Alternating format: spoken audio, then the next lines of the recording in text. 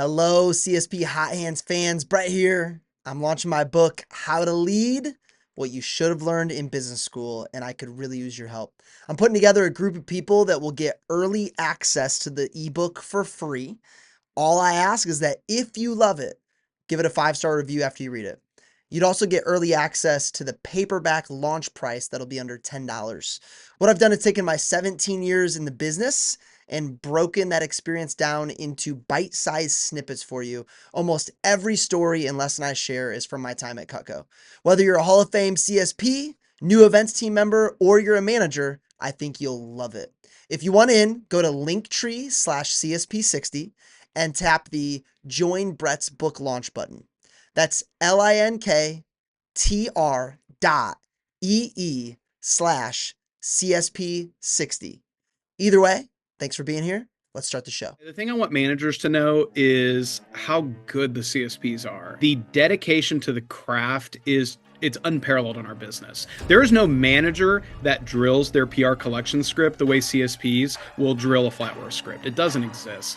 There is a level of discipline. It's like they're like professional athletes. And I am such a better manager because of my exposure to them. They're so dedicated. They're so disciplined. The idea that these sales just happen or that they would happen, you could drop anyone else in there and they would also get that, it's just inaccurate. So I wish that people saw that. Thanks for joining us on the CSP Hot Hands 60 Minutes of Fire podcast. My name is Brett Wiggins, and I get to serve as your host. So what is a CSP? CSP is a Cutco sales professional. There are a lot of them out there, and they've all got a different answer to the question, why do you sell so much? Our mission is to find out the answer to that question from as many of them as possible. These next 60 minutes are designed for Cutco sales reps who desire to learn from our best in the field. So we interview top sales professionals from around the country with questions provided by their peers to make all that happen. 60 minutes of fire means we get straight to the point. Let's do it.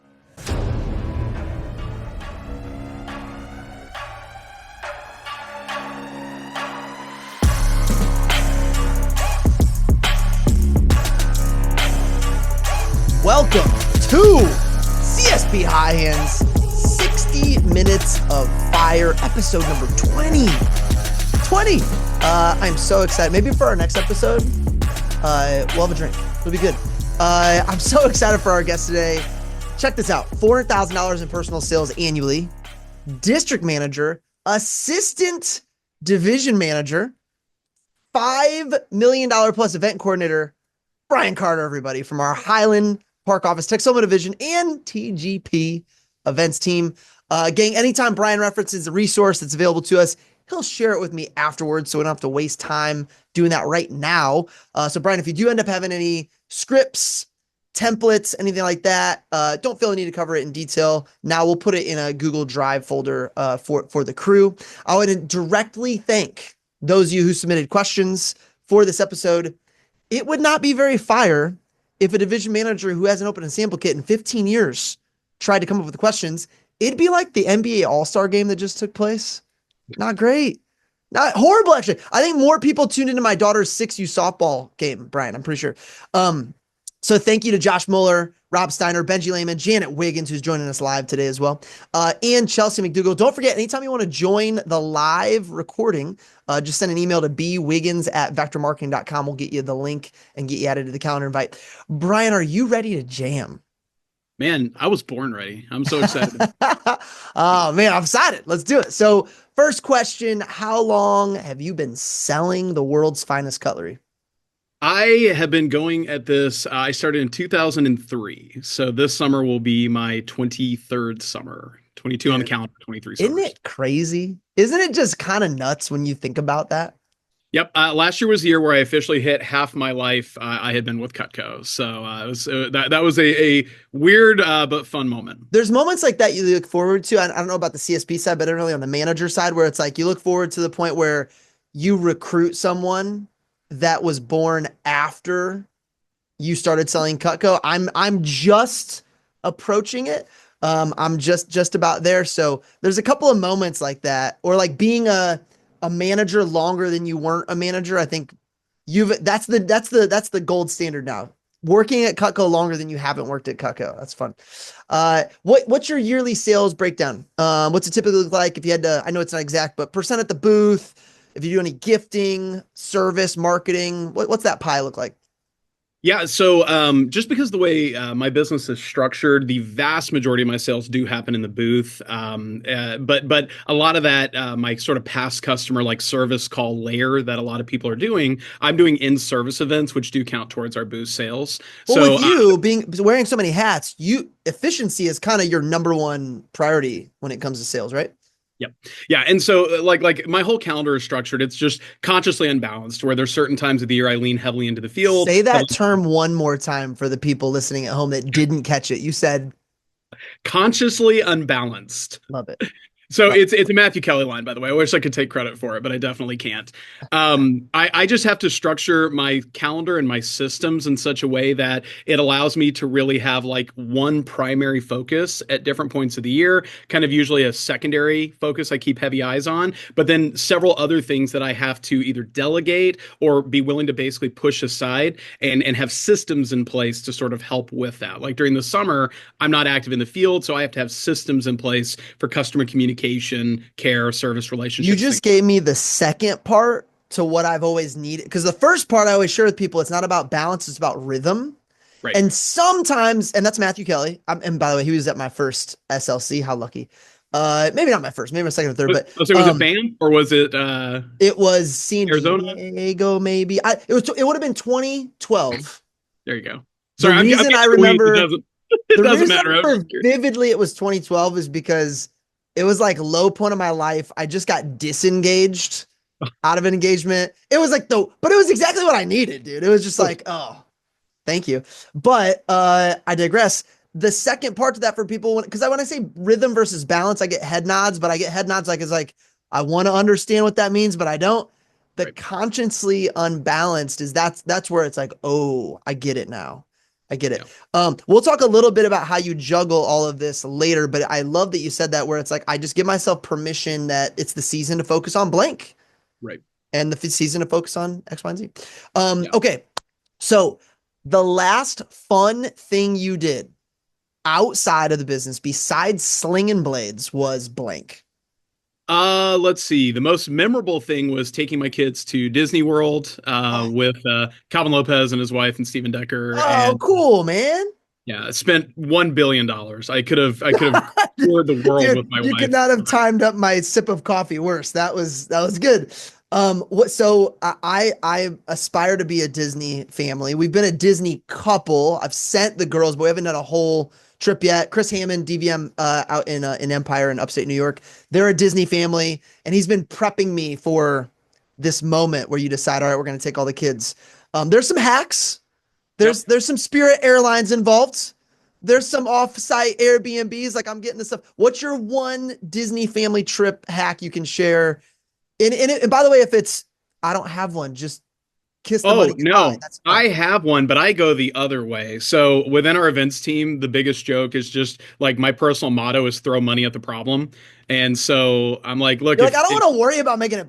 Let's just spend all of it. And the then reality is, if money solves the problem, it's not a problem, it's an investment opportunity. And so we literally we worked on it and we're like, we could either stay an extra day for the rooming, the tickets for me and all the kids and everyone else, or we could pay a stupidly outrageous sum of money to do the VIP tour, where you can Google that, but we paid a fortune, but basically get like the equivalent of 3 days in the park into one day. And we went that you direction. know what though? What I really admire about that is why are we making the money? Why, Literally, I work really hard for my family, so why shouldn't my family make? yeah, why are we making the money? Now talk to us in like 30 years when we're like, getting ready to retire. Maybe we'll have different thoughts. But right now, that's For not the important. moment, the seems like a great idea. Yeah. What other titles do you have in life outside of Cutco? Dad, husband, what all have we got there? The only ones that matter to me, husband to my wife Miriam. Tomorrow is our 16th wedding anniversary, Oh, so she's been congratulations. putting up with me for a long time. And a dad to my two boys, Noah and Asher. Noah is 13, Asher is 10, and they're between them and my dog Sadie. That is my life is kitchen knives. Try to be active in my church and a great family. Dude, what I really appreciate about that is I think, especially when I've got guys and girls thinking about, do I want to go CSP? Do I want to go DM? And they're like, I really only see the division managers living the family lifestyle. To have an example like you, who can you be a DM? Yep. Can you be a Yep. CSP? You can be both actually. Yeah. And then still be dad, husband. That's so awesome. That's huge for our company. I mean, massive. Best year ever for personal CPO, best year ever for office CPO.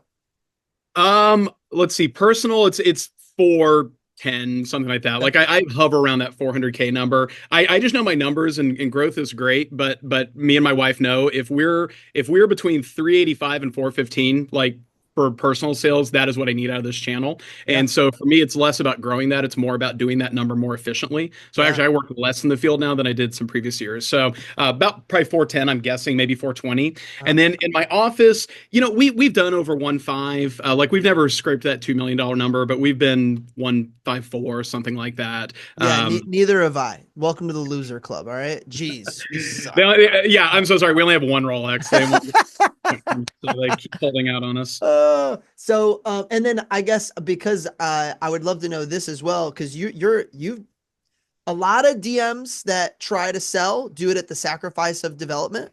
Oftentimes, I feel. And you've kind of set the standard of you don't have to do that either. What's your best district team years? Do you know that number? I don't like off the top of my head, I don't know the sales number, but I will just say before I went back into the field, like development was how I paid my money. Like I was one of those guys where I would run a solid and competent office without a lot of CSPs. I ran a very profitable district office, Yeah. but my development was really, I mean, I was making 40, 50 grand a year just off development. At our biggest, and this was pre-COVID, which admittedly I'm not the best virtual manager. That disrupted some of our development Sure. pipeline. But our biggest between like my development and my development's development, because we had this thing. I had a Yep. post for my office. It was just 12 offices, one team. But between like I had like 3 or 4 branches under or districts under me. Between my class that summer, their branches, everything. I think at our biggest we had 12 or 13 offices that were like part of the McDistrict, which is Yeah. like our district team name. So we've had some good success. I'm at about 17 million, I think, in manager career sales. It's so So we awesome. put some numbers up. I love I love, and your region manager Lloyd announced this at an SLC, I think 2 years ago now, the adjustment we made to DM development pay on DMs. Because now it's like there's reason, and we're good people. We're gonna take care of people, but now it's like, hey, you actually have incentive to be able to take care of people long term. But I would love, I don't know right now how long when you launch a DM it counts towards your career sales. I would love to see it continue to count, not competitively or whatever, but career sales wise, because that's a fun number to track. So in reality, your true career sales is probably way more than 17. I'd imagine. I would think so. Yeah, Yeah. I would guess so. All right. So if you haven't found a reason to listen to what the heck this guy has to say over the next 45 minutes, I don't know what to tell you. Okay. We got some good stuff coming. So, one last thing before we dig into first question from the field.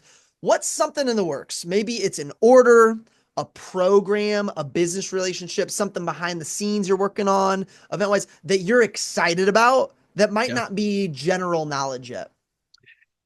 I don't know that there's any one thing for me personally, but I will just say we in TGP, we've had a big strategic focus on business gifts for the last several years. Like sometimes people see the results and we all want a little instant gratification, but Yeah. it's amazing what you can do with that good combo of patience and vision. And, we have a strong vision for where we want our collective team business gift Sure. sales to be.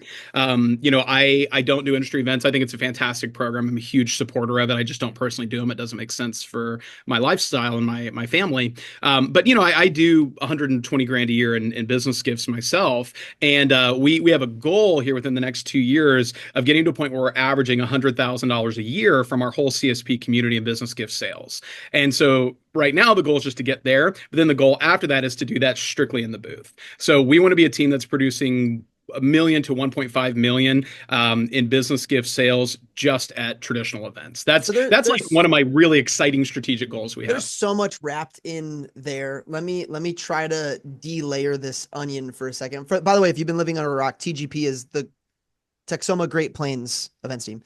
Yes. You said not flash in a pan, immediate microwave growth. It was crock pot. I think it's really the older I get, the longer I've been in the business, the less I'm impressed. And it's still good, but the less I'm impressed with a 1 year whoa. And the Right. more I'm impressed with somebody like on my level at DVM, like Larry Manley, Mhm. like to do it for so long. Eddie is a freaking rock. Right. So it's like because I know it, that takes dozens of times of recreating yourself Yeah. in the like it's and the season of life he was in as he started in management, where he's at now, he's got kids in college. I think it's just it changes. So that's what. So when you say that, that's like it reminds me of I've had divisions built on sand that were like, ooh, it looked really cool, but I knew underneath it was like this is one break away from. And then I've been a part of divisions where we're building and it's like slow incremental growth and it's so healthy. So I think that's the first takeaway. And then, or maybe the second takeaway. And then the third thing I already lost. Oh, boot business gifts. You don't just have a goal, you have a goal for after you hit that goal. Yeah. I didn't realize how healthy that is until you just said it. So let's go back. How did you identify that business gift focus as like this is it sounds like this is the one thing for you Yeah. guys right now. How did you guys identify that? Was that at a retreat? Was there a question you asked? How did you know like this is the thing? We had a lot of people, Josh Mueller, Seth Kinzer, Burt Wicks, Curtis J. Hughes, Kelly Kinzer. Like we stand on the shoulders of people who are just smarter than us. Like TGP, we don't invent anything. Like we invent systems, maybe. That's It it. reminded me of do you know Andy Stanley? Do you know that name? Oh yeah. So his he was giving a big talk at the Global Leadership Summit, Mhm. and he was like, "All right, so quit trying to come up with anything. You're not going to just copy whoever figured it out." And I was like, "There's so a lack of pride and ego in that statement that I probably should listen to it." So you guys don't come up with stuff. It's like, hey, we just these guys are doing great. We're gonna implement it.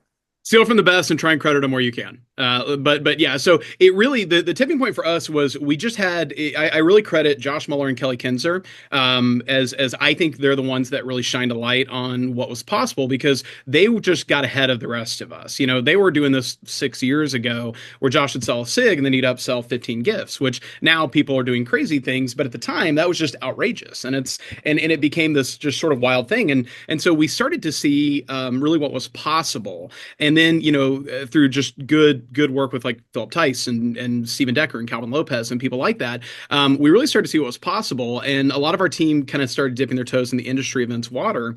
And I think for us, one of the interesting moments was seeing how much residential stuff they were selling at those events, which I know seems counterintuitive, but I kind of had this moment. And again, I take no credit for the success the team's having. If anything, I've just helped maybe, steer the ship a little bit. But for me, a big moment was I realized how much residential they were selling there, and that's because every business owner has a house and a family. They're just people, and I kind of sort of turned it the other way and went, all right, well, if business owners are buying for their home at industry event shows, I bet those same Dude, people it are literally coming. because as we're both business owners, if Yeah, for those we have some listeners outside the Cutco world, like we are all sole proprietors. Like I have an S corp, I'm sure you have some LLC, something. absolutely, So it's like if I'm buying something for the home, that's a right, decision based on that bank account or that credit card. So correct. then if I get asked, it's not even an upsell. It's a completely separate conversation with a All totally over budget. different dollars and cents. Yeah, absolutely. And so it was kind of that moment where like, all right, so all these business owners are going somewhere. And just like they like Cutco for the home, they like it for their business.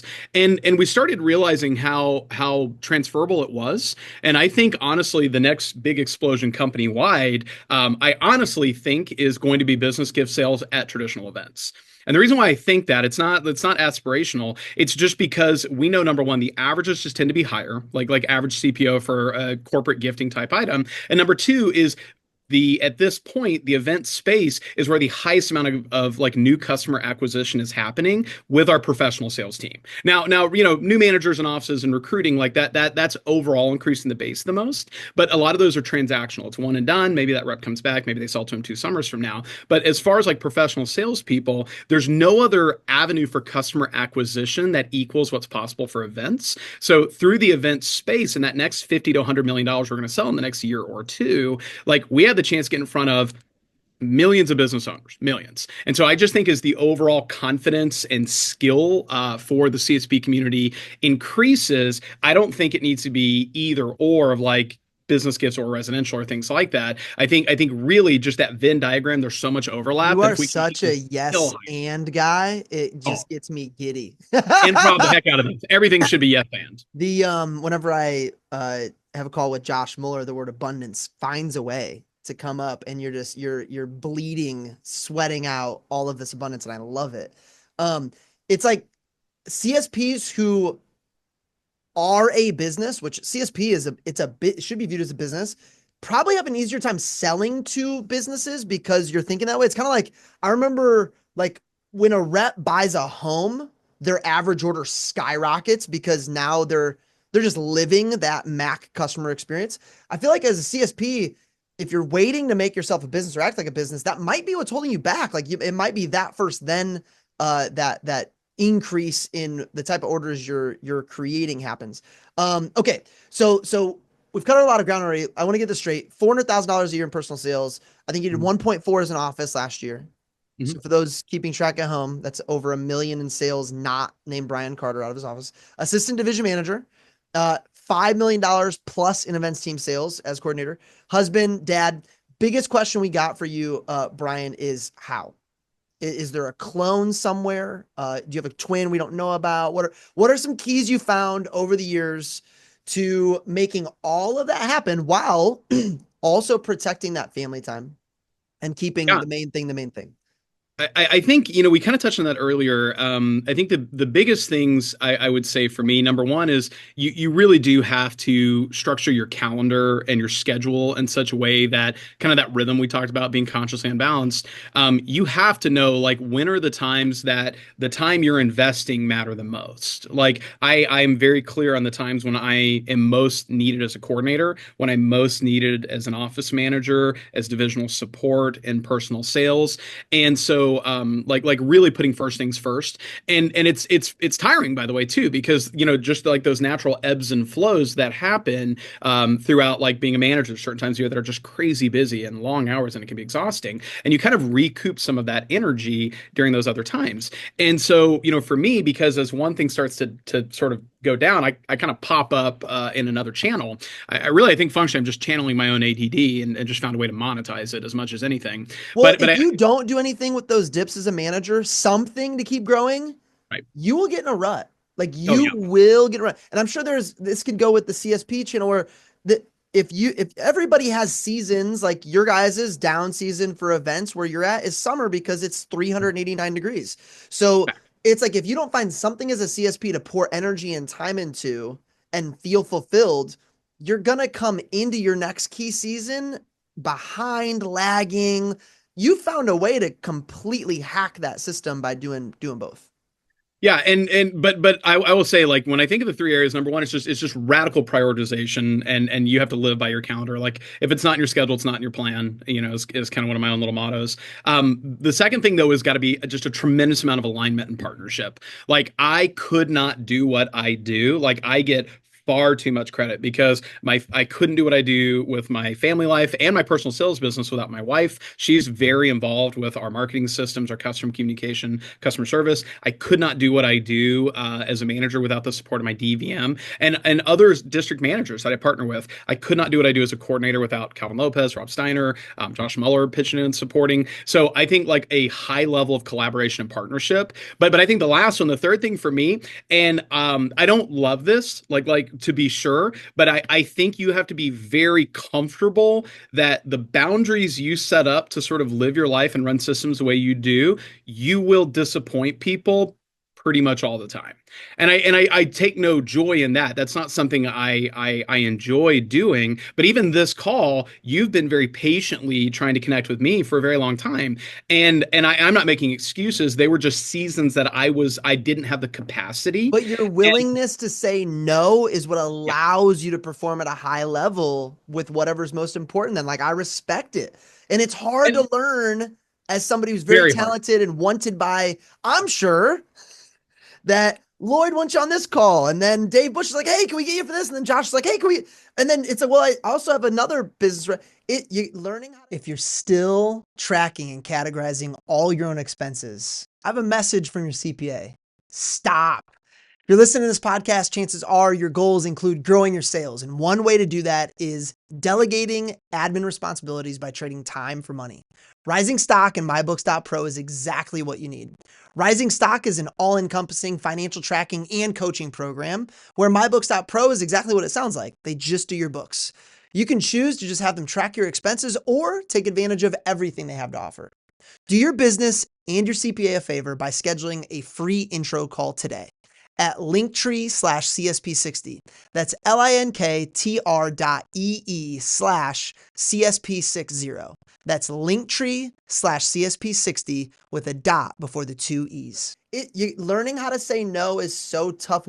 I think it's one of the hardest things that I try to teach people, because they know they need to do it, but they don't. Was there a moment for you that was like, all right, dude, were you in that meme where you're the dog and everything's on fire around you and like, I need to start saying no? Or was it a conversation? What was it that unlocked that ability to not feel guilty about saying no? Well, one of my superpowers is I largely don't care what other people think about me. Like, I tremendously care what my inner circle thinks about me, but outside of that, I have a high tolerance for it. But I think something that was very helpful, and I really wish I could properly attribute this, but I read a book on time management. It was something a manager had suggested to me, and it had an unnecessarily long title and 8 subtitles. And the only thing I remember from that book was some story that I'm sure was made up, but it's still connected with me, about some new manager who's like, I had this open door policy, and he took the door off his office, and like they like mounted on a wall, and it just talked about the experience that he had with that, and it had this line in there where it basically said, if when you have an open door policy, what you're saying is that any person's priorities, like literally anyone's priorities, are more important than yours. And it just kind of, it just stuck with me. It was delivered in a way that I needed to hear so I could receive it correctly, where I just had to get to a point where I decided, are all these people's priorities more important than mine? Is this one customer who wants sharpening during the middle of gold when I have to be in my office, is that more important than the 35 people I could impact that are new reps? And the answer is no. So I need to be fair. I need to be communicative. I need to set correct expectations, so experiences line up with expectations. And I literally tell that customer, hey, I love you need sharpening. I'll either send you the info you need to get it sent into the factory, or my next sharpenings will be in November. What's more convenient for you?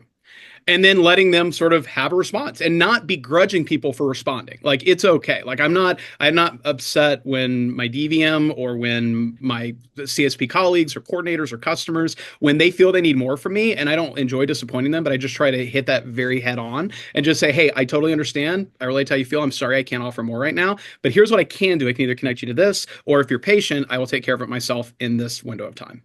I feel like there are many, many, many people listening that are nodding their head going, all right, if I did that, I could see how I could do all those things. But Right. saying no to the things that just aren't your choice. I feel like I've read the same portion of a book, and I feel like it was either the Ruthless Elimination of Hurry, or it was Entrepreneur Roller Coaster by Hardy. Those two, but I'm gonna think about By the way, it. I've read them both. It almost had to be one of those. I'm a big fan of Comer's Ruthless Elimination of Hurry. Very, very good. Also, Entrepreneur Roller Coaster, great too. So what do you feel like you're doing to keep things from falling through the cracks? And I will follow up with going, and I know they still do. So we'll get to that question second. So what do you feel like are the systems you have in place when you've got all those plates spinning to keep the big important stuff at least from falling through the cracks? I would just honestly confess that I think so many things are falling through the cracks constantly. I always say anytime I get a round of applause, it's at the expense of 8 people that have to just keep my life moving. I just, So is it more the saying, hey, things are going to fall through the cracks and that's okay? Is it more that attitude and mindset versus? Yeah, because I'm naturally an anxious person. And so literally last night, like I woke up at 4 in the morning and my brain is on Houston Rodeo, which is just a really big project we do that has a lot of variables and a lot of moving pieces. I will tell you one thing. I think that when I think of a system, it kind of goes back to that sort of throw money at the problem idea. I just think making more people stakeholders in what you're doing is a very underrated thing. And I think sharing ownership. correct. Absolutely. Like, I think making people stakeholders, and so number one, they feel empowered, they have ownership, but also they have literally stakes in how things go. We over the years, like I'm of the opinion that I don't think any event team, more than one right answer, my opinion. There'll be Yep. coordinators on here that will bristle when I say this, but I don't think a events team. My number used to be 1 million. I don't think an events team can consistently grow, not maintain, but consistently grow past about. It used to be 1 million, maybe it's 2 million now with only one coordinator. I just think there's too many tasks, there's too much that's necessary, too much that's required. So over the years, I've had other co-coordinators or assistant coordinators.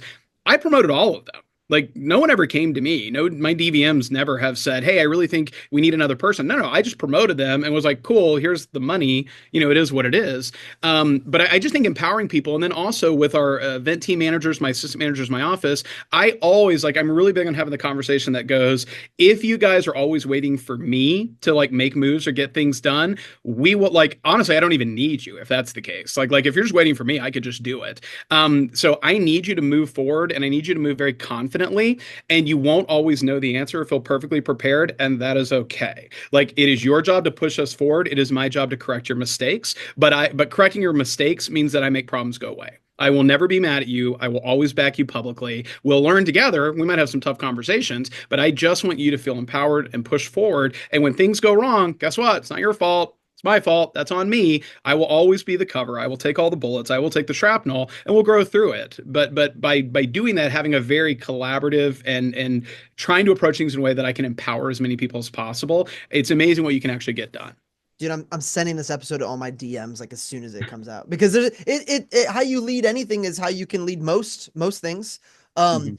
What I've tried over the years, and I've worked with Michigan coordinators, worked with a couple of Indiana coordinators, is hey, let's call it whatever 3% for fun. Would you Sure. rather make 3% off of 1 million and have everything on your shoulders, or 1.5% off of 3 million and have a more fun time and not as much stress? And honestly, even if the number was less, but it caused me less stress, I'm probably picking that number because it allows me to focus on the main thing, which even as a coordinator is, dude, my personal sales is what really is driving my business in a lot of cases. So I love that concept, and I love how you did it on your own. You're like, yeah, Oh, yeah. of course Yeah, we're having I this happen. I literally we had a meeting when Kelly became a coordinator, and even then there were areas that I didn't know then what I knew now. Like I wish I could have done things even better back then. But I literally went to our DVMs. We were at a big meeting 5 minutes before. I was like, "Hey, by the way, I'm an announcer. She's getting promoted. She is now also the coordinator." And they both were like, "Wait, what?" And I was like, "No, trust me. She's been doing the job anyway. All we're gonna do is Yeah, recognize it with a." the meeting starts in 4 minutes, so we don't have time to talk about it. Yeah, But literally, I was like, I'm not really asking y'all. I'm just telling y'all. And God bless John. He just goes, "Okay, what do we need to do?" And I go, "Nothing. awesome. Like the money doesn't change. Like it changes. We'll distribute it between the two of us, but nothing changes for y'all. You just have another person that's going to be better equipped to keep up with the needs of the team. That's what we call a win-win, boys and girls. That's a win-win. Win-win." Yep. So for are there any assistants you utilize support-wise outside of your other coordinators or leaders on the events team? Maybe they're a VA, maybe it's an assistant that works remotely, maybe it's somebody that works in your home office. I don't know. You talked about your wife doing some things within your business as well. If so, when did you first get them, and how do you utilize them? What that look like? So I have so much room for growth in this area. Like when I see what people are doing with live assistants, when what people are doing internationally, what people are doing with AI and virtual assistants, I am inspired by that. Like Joseph Rodriguez like blew my mind going over some of the things that he does. Hell of a good interview, by the way. So you might have him on the list. But I'm getting a text right now. oh, by the way, like tell him Brian said he needs to do it. Not as if that meant anything to him, but I get really motivated, inspired by that. But honestly, I'm just so old school. I'm a paper planner guy. I'm a sit down and meet with people type guy. So it really is mostly just working through with my office. It's the assistant staff and my manager colleagues. With my personal sales business, though, I will tell you the two most important things: you have to have someone that can manage your communication. Like eventually, I think most high level CSPs probably should get to a point where they don't have to be responsible for that managing of communication, because it's that urgent importance scale, that we've 7 habits of highly Yep, effective people we've all been through. And if not, everyone go read that book. It's for sure. it's I 1 billion. Eisenhower matrix, I believe, is what you can look. There you go. Of course, you would know better than me. But I think the communication becomes the ringing bell that we cannot keep up with. Like Seth Kinzer, he's so eloquently, like, the reason we're so like stringent on service events in TGP is Seth literally just laid out to our team years ago. I mean, 8 years ago, he said my systems of support that I had for 1,000 customers cannot support 3,000, because like the thing that was needed the most was my time. And then try it with 6,000, and then try it with 10,000. And then you just have a bunch of customers that feel transactional. You're not actually building a long-term business. They don't respond to your marketing. They don't respond to things like that. They don't respond to your catalogs. They'll keep buying Cutco because they like it, but they have no connection to you. And so like I think like having some system of like to manage communication is the most important thing on every part of my business. And I am very rarely that person. So I think Vast Action has been like an absolute godsend for me. And by the way, I don't even know how to use it. Like I have calls with Amy, and she's like, "You can do all this," and I'm like, "I'm not going to do any of that." What can That's you a do for me? great testimony, though. I mean, an Oh, amazing testimony. I'm not like, I don't know. I'm old. Like, it's just, I'm not going to do it. I know myself. I don't know how to do it. I don't even understand it. I can barely log in. But I consistently have customers who are like, "Oh, thank you for sending those 2 emails on the service event. Oh, thank you for letting me know about this. Oh, I loved that You're like, recipe." you're welcome. I don't do any of that. And even like the texts that come in, but we're very inclusive. Like my wife really manages all that side. And my wife she literally worked for a direct mail marketing company for 13 years. Like this is her background. And so I lucked into that. I didn't marry her for that. But happy to say my life was when she just absorbed it. But if it wasn't her, I would be paying an assistant or something like that, because it's not an expense, it's an investment. Like having someone to manage your communication for you, you're buying back time, and you're prioritizing those relationships. At least people are getting unanswered. And as long as they get unanswered, they give you a lot of grace and patience. It's when they don't hear back, that's when those relationships start to break down.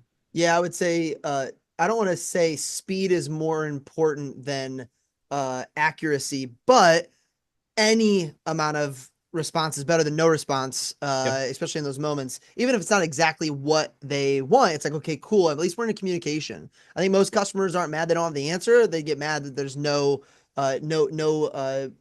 communication back when they do have a question.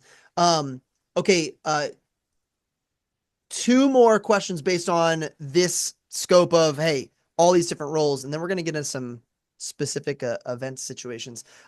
Any specific time management strategy that you found works really, really good for you, whether it's platform you use, any systems for projects, you do big blocks of time, little blocks of time, any to-do list, anything that you think like time management strategy wise, priority management wise, what works for you? Man, I've done everything over the years, and at this point now, I have reverted back to being 100 years old, and I have a paper planner because there's just something tactical and physical, and it goes with me everywhere. And then for meetings or things that have like a high level of urgency, that I do put in my phone. Of course, I put reminders and alerts in my phones. But I think for me, I'm more of a checklist guy, honestly, than anything. And I'm really big on having a prioritized list going into the day, whether I do that the night before. If I'm on my stuff, I try to do it the night before, but sometimes that stays with me, and I Sure. get anxious. I have a hard time sleeping. So, even if it's just the morning over coffee, giving myself a hit list, a priority list. But I also think, one of the messages I always share with coordinators, I think one of your number one jobs as a coordinator is identifying bottlenecks. That's what I always say. There's bottlenecks in your team, number of booths, number of shows, number of staff. There's a million bottlenecks.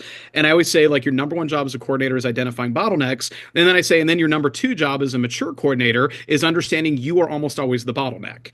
Like that's that moment of growth for coordinators and that's usually when they stop white knuckling everything. But I think I've started to apply that to my other channels within the business is I really try to identify bottlenecks and just go like, what is holding up my district office, my personal sales business? Like it's almost that one thing. It's really just the one thing. It's just Yep. different packaging. But I do try to take time and just take one step back and just go like, am I missing the forest for the trees right now? And just go, is there a bottleneck right now that is just choking off this particular area? And I'm pretty good at identifying that. That helps me set priorities and deadlines. And I think your ownership over the fact that your answer is it's always me. That's the only Yeah. one I'm going to be able to influence anyway. I think it starts there probably. Are there Mhm. any things? Well, before we go to that, so you're 100% analog, which Joffrey Grimes is somewhere smiling because that's his like big. It's like got to be analog. Uh, Yeah. checklist. So I think at a different stage in my life, I would have heard that and go, but Brian, don't things fall through the cracks if you don't have it? But what I hear now is you're only focused on what truly matters because that's all you have is that checklist for the day. And I think there's huge power in that. Oh, look at that. Literally on my desk, like I always have something. I have to have checklists. If I don't have checklists, that's honestly my number one productivity tool is a checklist. Oh, so great. And then are there any things that you're like, as a CSP, DM events coordinator, anything within those roles that you're like, I will not delegate because they're a big enough rock that I need to prioritize them? And if so, what's on that list?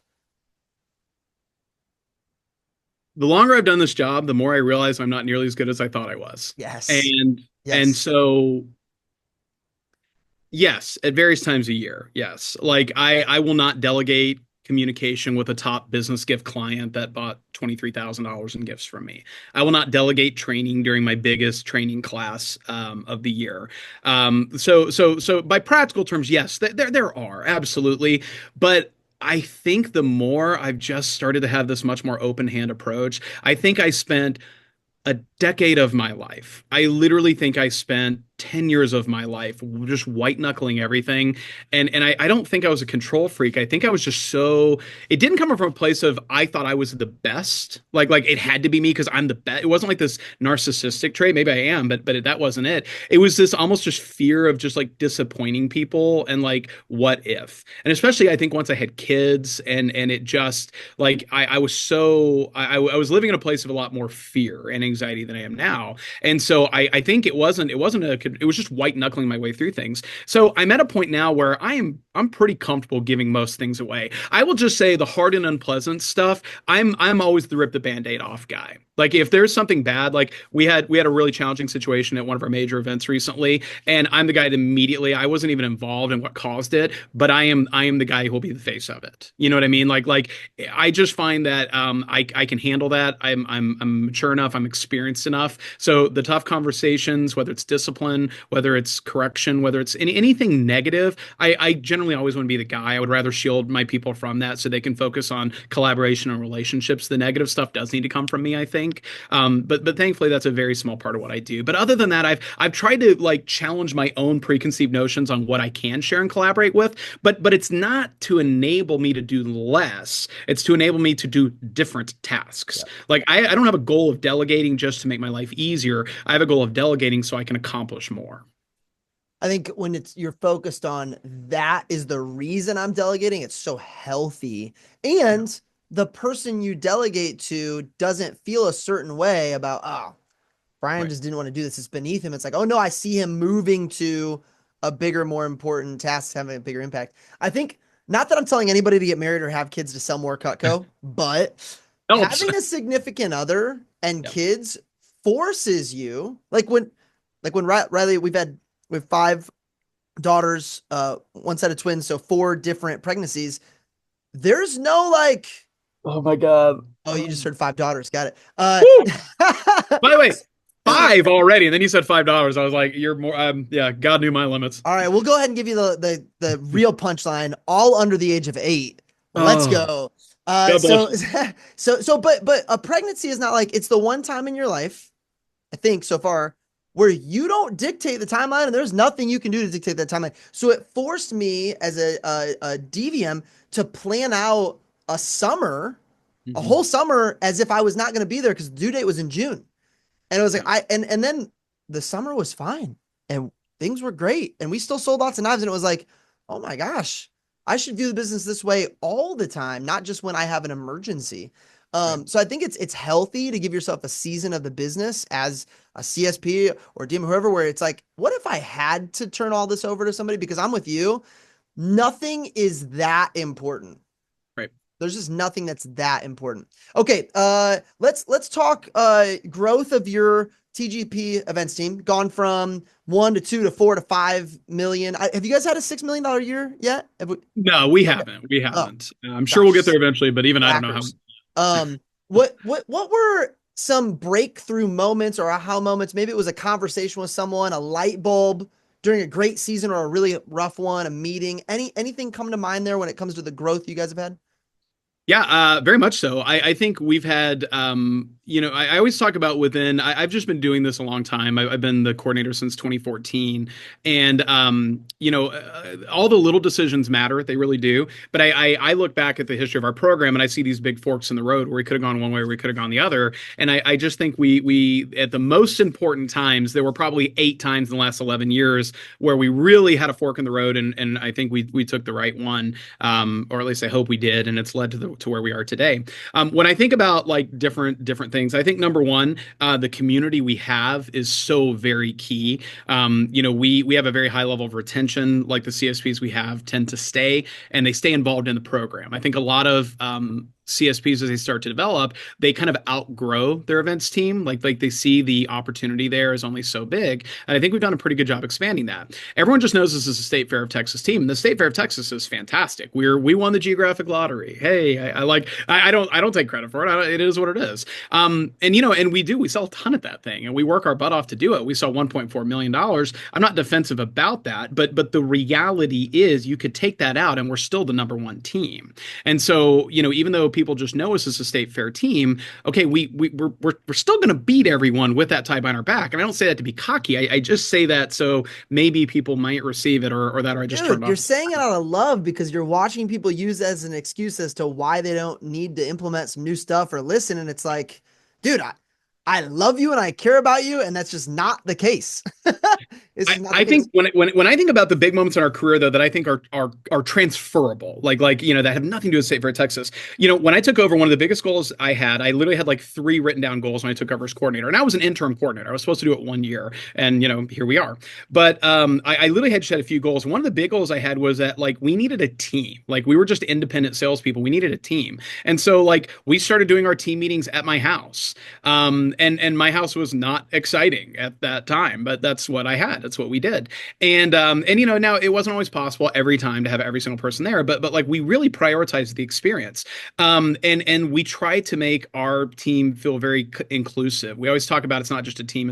We have our team, which is people who live here, and we have our tribe, which is all the other people who are part of it. So like I take a chunk out of the fund every year, and during the summer we do a big event where we invite all the spouses. Like we take, depending how many people are coming, but like we want them to understand and have a role in the sacrifice that we ask from their people. So I think like prioritizing like team culture. I had 23 engraved knives that I gave out at the net meeting for our team just to celebrate like the good work that they did. And that's just stuff that I did and I paid for. And I don't say that to be like, oh, I'm so generous. They deserve it. But I want to prioritize their experience of being a part of the team.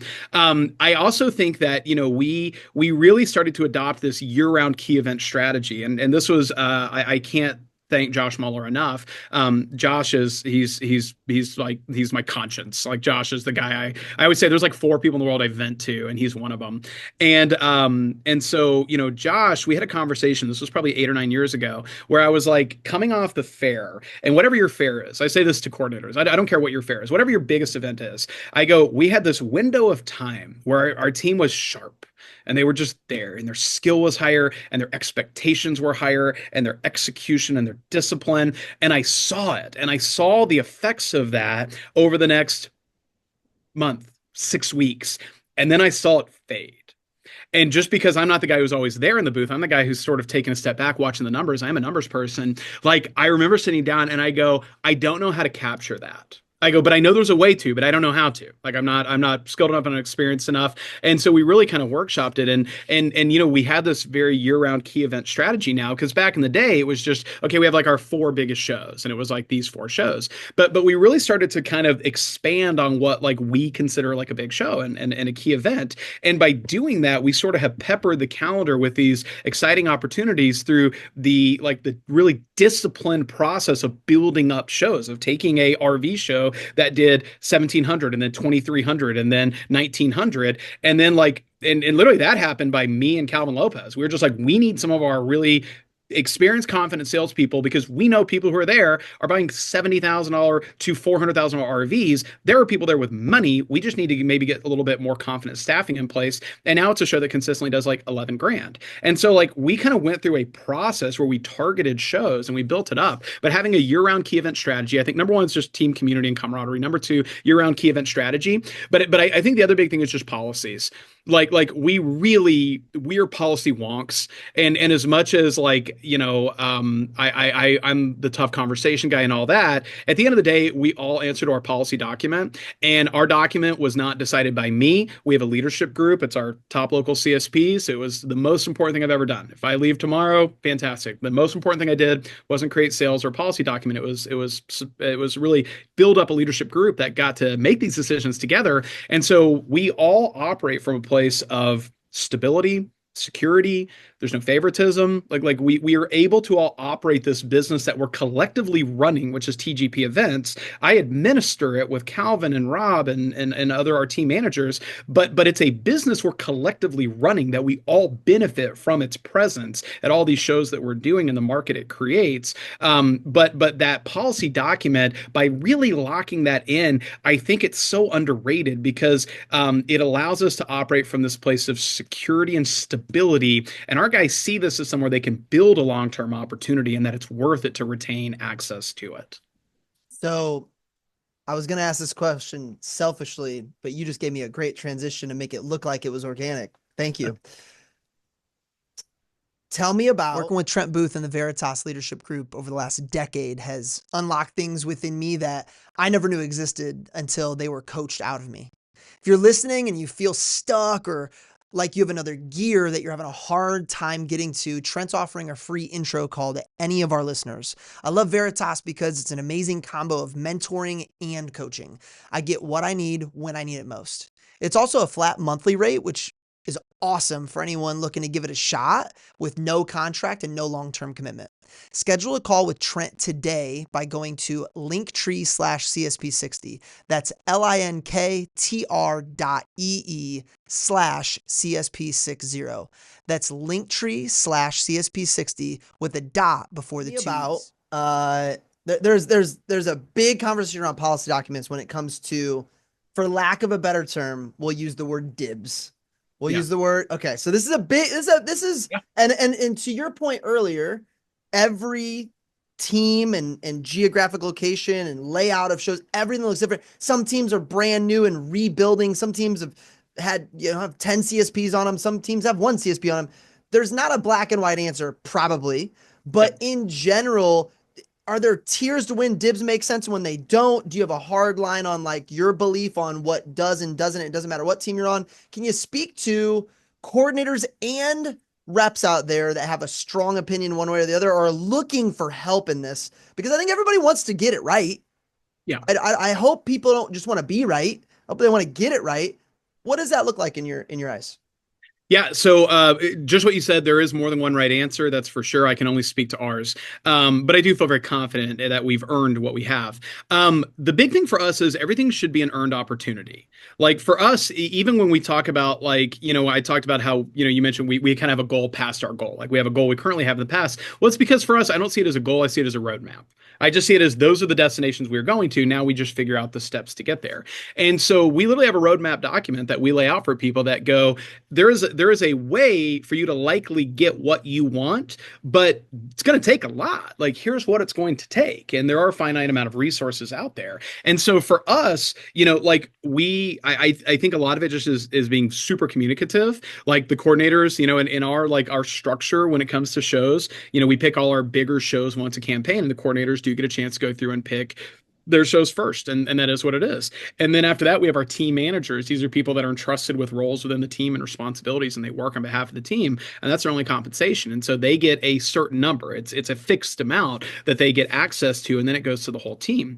And so there's times it's still messy. Like I always, before every one of those calls, and I hate this because I'm on a call with, world beaters, Chelsea Rodriguez and just like, Marissa Mayer and Carlton Thompson, and like that sounds super easy. What are you talking about? No, these people doing 600 to 1,000 to 1,000,000 a year. And I literally start every shift picking, and I've done this for 9 years now. Everyone just sort of laughs about it now because I go, okay, guys, we're going to pick shifts now. So everyone pull up the website. And just so you know, all the shows you wanted, they're already gone. They're already gone. All the shows you wanted, they're gone. So let's go ahead and do a roster. Let's do your draft now of what your priority list is. But we just have to acknowledge that. And I have those individual conversations. I have people who will come to me and go, why is this person getting access to that over me? I literally had a conversation recently with someone on the team that said, I sold twice what this person did. You are hurting the show because you're not putting me in it. Okay. And I had to say, hey, you know what? You might be right. You might be right. Honestly, we would probably sell more anytime I have a higher performer in there, but I'm not interested in just that show, and I'm not interested in just your opportunity. I am interested in the program and what's fair. And while you sell more, this person, the reality is, here's the tasks they're entrusted with on the team, so they earned that. But also, I literally had to show them, I said, here locally, they actually sell twice at events what you do.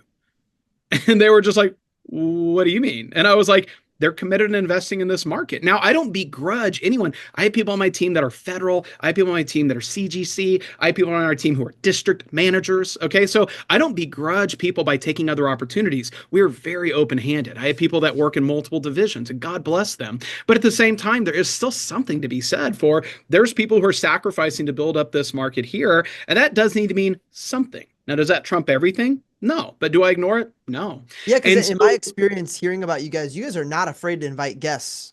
No, who are going to outship. Yeah. So it's not, oh, they're on the team, whatever. Right. What I loved about that perspective, Brian, was it gave the perspective of the rep and it gave the perspective of the coordinator. And at the end of the day, we have a policy document that is designed to create a long-term success for our team. Yep. And you agreed to it, and that's what we're doing. Well, and the greatest thing for me, I'll just say one last little note there with some of the team managers we have now is literally because they're like, well, I want to go work the Fort Worth Home and Garden show. And I'm like, well, team managers are going to work it. And they're like, what if I was a team manager? And I'm like, what if you were? That's the question I've been wondering for 5 years. Done. Let's onboard you. So it's amazing though, once people see what's like actually needed and expected of them. And it's not a way of just like extracting more from people. That's not the point. But it's just that we need a lot of people. We need a lot of good, well-intentioned people for us to operate at the highest level. And we need a way to like reward and compensate them for that. And like once people start to understand the bigger picture, that it's not just favoritism. It's not just, oh, Brian likes Calvin. No, it's like, no, Calvin, he literally negotiates our relationship with the stock show. Therefore, he does get more shifts than you. Like, I think it just needs to be a defensible answer for why. So many great nuggets there for everybody to consider. So take that to your next events team meeting conversation about DIBS. Not speaking of my team. Yes, I am. Oh, by the way, but I will say one last thing though, just because I think this matters. Literally, page 1 of our policy document, it lays out like the structure of like DVM coordinator, team managers, all that, and it literally says the first thing on there: shows belong to the DVM. They just do. Shows belong to the DVM. Big fan. Well, and by the way, our policy document is a living, breathing organism that can change at any moment. I want to remind everybody. Okay. So it's funny because CSPs bristle when they see that. Managers get very excited when they see that. And then after my manager is like, you don't know how to do any of this crap. So like, it doesn't really matter. I'm very aware that I'm not aware. And I think that's been a strength so far. But I for us, and again, more than one right answer, we really have a strongly held belief that like, look, you know, the division manager was the person entrusted by Vector Marketing Corporation to administer sales and marketing of Cutco cutlery within this geographic territory. It is what it is. Like, trust me, go to national and be like, nah, I don't think my DVM should have a say in anything. Like it's not going to work. So it's never adversarial. It has to be collaborative. But because of that, no one owns a show. And I do think, and I'm going to stomp on all the toes now, but I'm just going to do it because you opened the door for it, and I think it matters. We do not, like, people don't get dibs on shows here. They don't just get to say, oh, I found the show 7 years ago, so it's my show forever. Now, that doesn't mean I don't want them in there. I understand the value of having a consistent force who can build up a clientele and market to it. I love that. I love that. And we will create the space where someone can earn that opportunity. But I see a lot of programs that someone wins the award because they just happen to start with Cutco 5 years earlier. And they're not willing to do the work. They're not willing to get their skills up to date. They're not willing to market. They're not willing to invest in their business, and they're allowed to camp on shows. And it is choking off the growth of some of those events, and it's preventing them from becoming key events. Now, some of my old heads hear that and they think I'm trying to exclude them, and I'm not. I'm just trying to challenge them to grow with the team. You're They don't trying to have. keep them healthy. You're trying to keep I them want healthy. them to. My biggest takeaway I from want this them to be conversation healthy. is everything should be an earned opportunity. And if that upsets you, you are the one with the wrong mindset. By the way, Period. the last holdout we had that where anything in our program was not merit based was our DVM put it in place that I did not, as the coordinator, I did not have to meet the sales requirements for the spring campaign to be a part of the state fair project, just because of responsibilities in my office. And that was the only holdout. And it was John had insisted on that. But I eventually got to a point where I said, even that is not healthy. And I was like, we cannot have the coordinator on the team being someone that's getting a pass on anything. So like we stripped that away, which ostensibly helped me, but it just wasn't right for the team. And literally John goes, if you do this, I cannot cover you. Like if you miss it, you're just not working the fair. I was like, I won't miss it, first off. So like I'm insulted you said that. But second off, that's okay. Like the team needs to know that I'm not above it. None of us are above it. We're all doing this together. And What so I'm I seeing just here think, too is like a true servant, non-egotistical, like what's best for the team. Team first is right. probably something that if you're out there, if you're DVM listening and you're like, you're in the market for choosing the right coordinator, man, a team first guy or girl seems like a pretty big bullet point to be considering. Yes. Oh yeah. I think so. And I have a reputation within some communities that I'll just die on every hill. I won't, but I have a strong sense of justice and what I think is right or wrong, whether it benefits me or not. I'm going to fight for the side that I think is on the right side. And a lot of times it doesn't benefit me, but we have to have a program where our people feel secure and stable. But would you agree that if it's a team vote and the team votes against what you thought was the right answer, it's like, cool, that's where we're at. We're going Oh, full steam that way. Yeah. 100%. I don't Yeah. like, we have several policies in place I'm that okay with are people fighting not. for what they believe in as long as when it doesn't work in their favor, they're like, all right, we're moving forward together now. We have Here we go. multiple policies. I was not on the like winning vote side, and that's okay. I administer those just as fiercely as any others. Now I might bring them up every single meeting, but I'll go with it. Last question. What's something that I should have asked you today that you feel like would have helped our team? Maybe something that you're like, I was on the verge of, or you were getting into, didn't get deep enough, or it's like, hey, like I think this is actually a really important discussion in the CSP community, but didn't even get brought up. I just think the thing I want managers to know is how good the CSPs are. And Oh and yeah. they know that. I think they know that they pay lip service, but the dedication to the craft is it's unparalleled in our business. There is no manager that drills their PR collection script the way CSPs will drill a flatware script. It doesn't exist. There is a level of discipline. It's like they're like professional athletes. And I am such a better manager. And I don't even know if I'm a great manager anymore, but I'm such a better manager than I otherwise would be because of my exposure to them. They're so dedicated. They're so disciplined. And I just wish that the management community saw that. Like the idea that these sales just happen or that they would happen, you could drop anyone else in there and they would also get that. It's not just condescending and insulting, it's just inaccurate. So I wish that people saw that. But I also wish the CSPs knew that a rising tide raises all ships. And it's just one person's success is not happening at your expense, even when it feels that way. Even when that one person got that show you wanted and you think you would have sold more and you probably would have. But the pie is not fixed. Like our goal is just to continue expanding this. When we're a healthy company that's creating opportunities at every layer, we're all going to be okay. And I have the benefit of time on my side. So like I've seen that, but so many things seem like such a big deal and such the end of the world. As I've just said, I'll die on every hill. Okay, so maybe I'm contradicting myself, but I wish a lot of our CSPs understood how good their opportunity was, how big their opportunity was, but how we all plateau. And I think sometimes when we go to the CSPs, and I'll go to them as coordinator, as a manager, and just talk about it, I'm a poor messenger. I think they hear me saying that I think they're being complacent, that like they've stopped their growth or they're not trying as hard. And it's not that, but it's the innovating. And it's that like our best practices 5 years ago are not what they are today. And our best practices 2 years ago are largely not what they were today. It may not be drastically different, but those small changes and advancements we've found really matter. And I don't think you always have to be reinventing the wheel. Definitely not. The fundamentals of the business are largely the same. But I just think there's such a wealth of knowledge. And I just think if every once in a blue moon, if people are willing to trade a little short-term CPO for long-term stability, I think both channels are going to be so much better for that. And so I wish that the managers understood the discipline and the sheer number of hours and sacrifice CSPs did. But I wish the CSPs understood that you can run just this thriving business, just connected to your colleagues, that one is not happening at the expense of the other. And I think that the manager side does that much more effortlessly.